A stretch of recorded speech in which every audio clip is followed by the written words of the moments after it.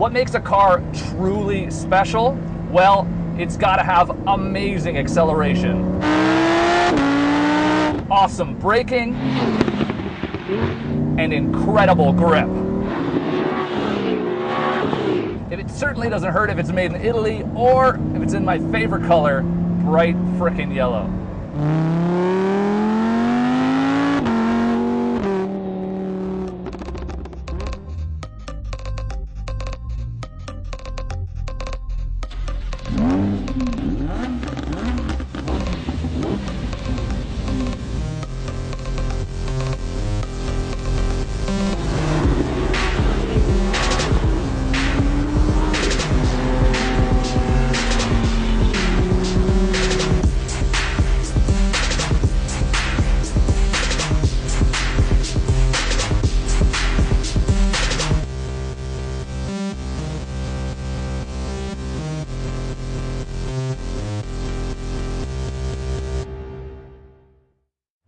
This is the Lamborghini Huracan LP610-4, and it's all that and more. The latest product from Lamborghini. It's the successor to the popular and best-selling Gallardo model. Now, they're trying to one-up that car, and what that means is they're trying to offer better performance, obviously, but also better daily drivability. So, does the Huracan deliver? That's what we're here to find out.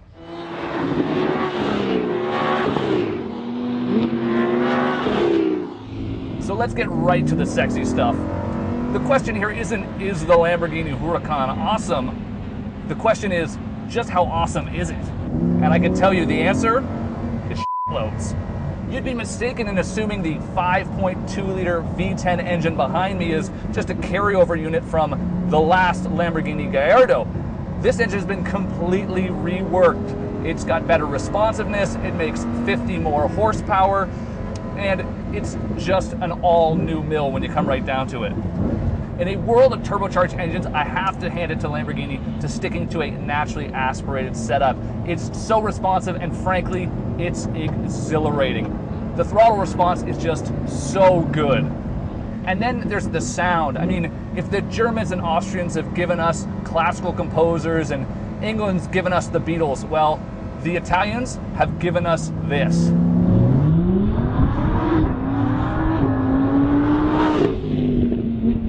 No, you can't get a manual transmission, but frankly, I don't care. This 7-speed dual clutch setup is just perfect and allows me to focus on using all of this awesome 610 horsepower.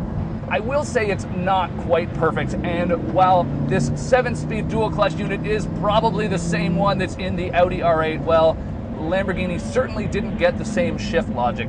Sometimes it's super smooth and buttery and it just bangs in the next gear, and other times it's a pretty violent shift and it's not always the same. Now, bringing this car to life is this little button on the bottom of the steering wheel called the Anima. Now, that's Italian for soul, and it's also some strange acronym for something that's pretty nerdy sounding. But what it does is offer you 3 different drive modes in this car. There's the Strada, Sport, and Corsa mode, and they do very different things. In each of the different settings, it completely transforms the personality of the car. It's adjusting the magnetic ride shock absorbers, the transmission gearing, how sensitive the throttle is, and a whole bunch of other factors, especially the steering. In Corsa mode, you're in 100% control. It'll deliver all of the power to the rear wheels if you want, and it will not upshift unless you ask it to. I never say this, but even in sport mode, this car is absolutely incredible. Even if you catch a bit of a slide in a corner, you can just roll on the power and it'll just rocket you out the other side.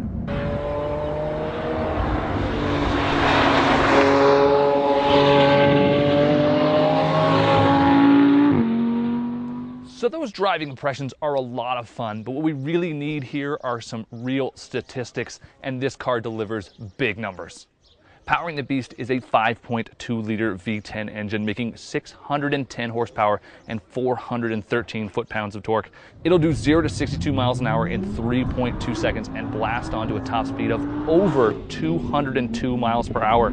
Power is, of course, delivered to all 4 wheels through a new 7-speed dual-clutch transmission. It rides on a new platform mating aluminum and carbon fiber to help it shed at least 50 pounds over its predecessor. And as for that big price number, well, it costs $237,000 and change. Looking at the car more in depth, the design is actually somewhat more subtle than I would actually expect from Lamborghini. But if you look closely, there's a lot of these unique hexagonal shapes all over the vehicle. The car itself, though, is really quite smooth, and there's none of those big sort of aerodynamic protrusions we've seen on a lot of their modern supercars lately, these low-volume cars like the Veneno. Despite all that, downforce on this vehicle is actually 50% more than what you've got on the Gallardo. The look is unmistakably Lamborghini, and the same can be said inside the car.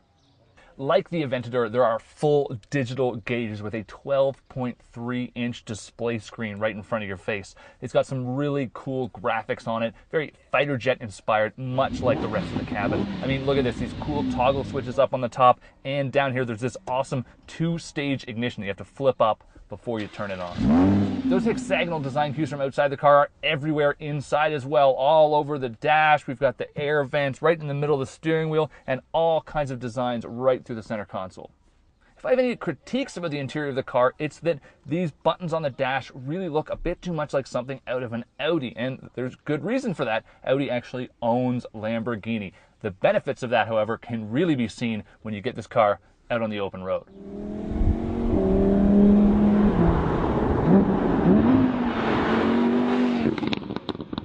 Obviously, there are huge advantages to the magnetic ride shock absorbers on the track, but their biggest benefit is on the street, where they just make the car so much more livable. Just leave it in Strata mode, and it's amazing how comfortable it is to drive, especially after I know the performance it is capable of.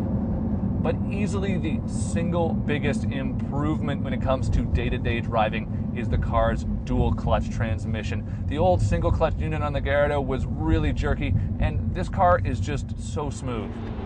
Superior in every way to the Gallardo that it replaces, I'm perhaps most impressed with the fact that it really is just so much more civilized to drive. And yet, to fully appreciate the Lamborghini Huracan, it really should be driven, and driven hard.